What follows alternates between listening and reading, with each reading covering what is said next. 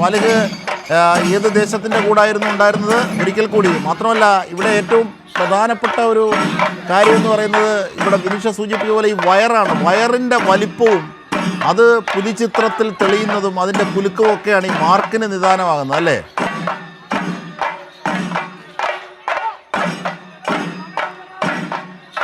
അജിംഷാദ്, ഞാനിതാ ഇപ്പോ സ്വരാജ് റൗണ്ടിലേക്ക് കടന്നിരിക്കുന്നു. ബാബുരായ്ക്കൽ ടീമിന്റെ കളിയാണ് നമ്മൾ കണ്ടുകൊണ്ടിരിക്കുന്നത്. ഇവര് ഇപ്പോൾ സ്വരാജ് റൗണ്ടിലേക്ക് പ്രവേശിച്ചിരിക്കുന്നു. ഇനി ഇത് ചുറ്റി നമ്മുടെ ഉദ്ഘാടനം നടക്കുന്ന ഭാഗത്തേക്ക് എത്തിച്ചേരും. അതുവരെ ഇതാ വലിയ ആൾക്കൂട്ടം നമുക്ക് ഈ പ്രദേശത്തൊക്കെ കാണാൻ കഴിയും. അതിൻ്റെ ഒരു മുഴുവൻ ആവേശത്തിലേക്ക് ഇപ്പോൾ കടന്നു കഴിഞ്ഞിരിക്കുകയാണ്. ടീമുകളൊക്കെ അവരുടെ വലിപ്പത്തിനൊക്കെ അനുസരിച്ച് ഒരുമിച്ച് നിന്ന് ഇതിനൊക്കെ പ്രത്യേക മാർക്കുണ്ട്. ഇത് കപ്പും പ്രൈസൊക്കെ ഉള്ളത് കൊണ്ട് ഈ താളത്തിനും ഇവർ ഉപയോഗിക്കുന്ന ഈ കോസ്റ്റ്യൂമിനൊക്കെ പ്രത്യേക മാർക്കുണ്ട്. അതുകൊണ്ടാണ് വളരെ ഗൗരവത്തിൽ കൂടിയാണ് ഇത്തരത്തിൽ ഈ ഒരു കലാരൂപത്തെ ഇവർ സമീപിക്കുന്നത്. വലിയൊരു ആവേശം ആളുകൾക്കൊക്കെ ഉണ്ട്. ഓണം അവസാനിക്കുകയാണ്. ഓണാഘോഷത്തിൻ്റെ കൂടി അവസാനമാണ് ഇത്. തിരൂരിനെ തൃശ്ശൂർക്കാരെ സംബന്ധിച്ചിടത്തോളം തൃശ്ശൂർക്കാരുടെ ഒരു പൊതുവിൽ നമുക്ക് ഈ പൂരപ്പറമ്പിലൊക്കെ കാണുന്ന അതേ ആവേശം നമുക്ക് ഇപ്പോൾ ഇവിടെയും കാണാൻ കഴിഞ്ഞിരിക്കുന്നു. അതിൻ്റെ വലിയ ആവേശത്തിലേക്ക് കടന്നിരിക്കുന്നു. സ്വരാജ് റൗണ്ടിലേക്ക് പുലിക്കളി എത്തിച്ചേർന്നിരിക്കുന്നു. അജിംഷാദ്, തീർച്ചയായും സ്വരാജ് റൗണ്ടിലേക്ക് പ്രവേശിച്ചിരിക്കുന്നു. ഇനി ഇതിൻ്റെ ഔദ്യോഗികമായ ഉദ്ഘാടനം മന്ത്രിമാർ ഫ്ലാഗ് ഓഫ് ചെയ്യും. അതോടുകൂടിയായിരിക്കും പിന്നീട് പുലികളിയുടെ തുടക്കമാകുക. അപ്പോൾ മാത്രമേ ഈ സീക്രട്ടുകളൊക്കെ ഒളിപ്പിച്ചു വെച്ചിരിക്കുന്ന പലതും പുറത്തിറക്കൂ, അല്ലേ?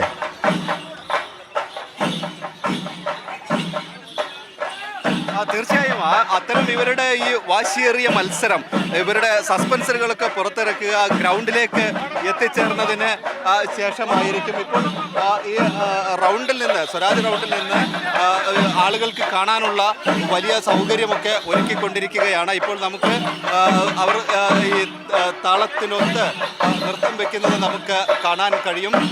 വലിയ ആവേശത്തിലേക്ക് തൃശ്ശൂർ കടന്നു കഴിഞ്ഞിരിക്കുന്നു.